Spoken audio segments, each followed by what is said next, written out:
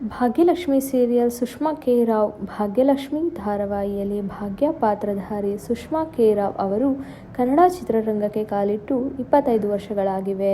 ಈ ಖುಷಿಯಲ್ಲಿ ಇವರ ಮಗ, ಪತಿಯ ಪರಿಚಯ ಮಾಡಿಕೊಡಲಾಗಿದೆ. ಹೌದು, ಚಿತ್ರರಂಗಕ್ಕೆ ಕಾಲಿಟ್ಟು 25 ವರ್ಷ ಆಗಿದ್ದು, ಅನುಬಂಧ ಅವಾರ್ಡ್ಸ್ನಲ್ಲಿ ಸುಷ್ಮಾ ಕೆ. ರಾವ್ ಅವರಿಗೆ ಪ್ರಶಸ್ತಿಯನ್ನು ನೀಡಲಾಗಿದೆ.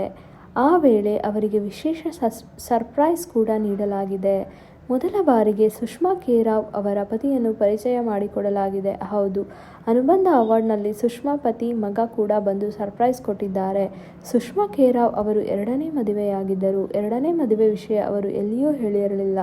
ಖಾಸಗಿ ಜೀವನವನ್ನು ಸಾರ್ವಜನಿಕ ಜೀವನದಿಂದ ದೂರ ಇಟ್ಟಿದ್ದರು.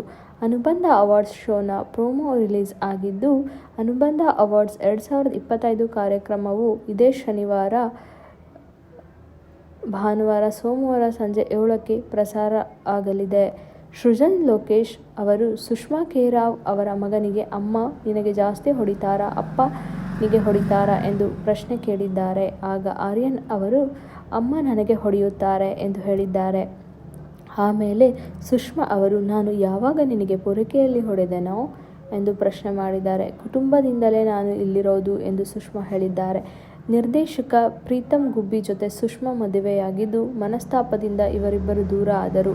ಡಿವೋರ್ಸ್ ಹಾಗೂ ಎರಡನೇ ಮದುವೆ ಬಗ್ಗೆ ಮಾತನಾಡದ ಸುಷ್ಮಾ ಅವರು 10 ವರ್ಷಗಳ ಬಳಿಕ ಧಾರಾವಾಹಿಯಲ್ಲಿ ನಟಿಸಲು ಒಪ್ಪಿದರು.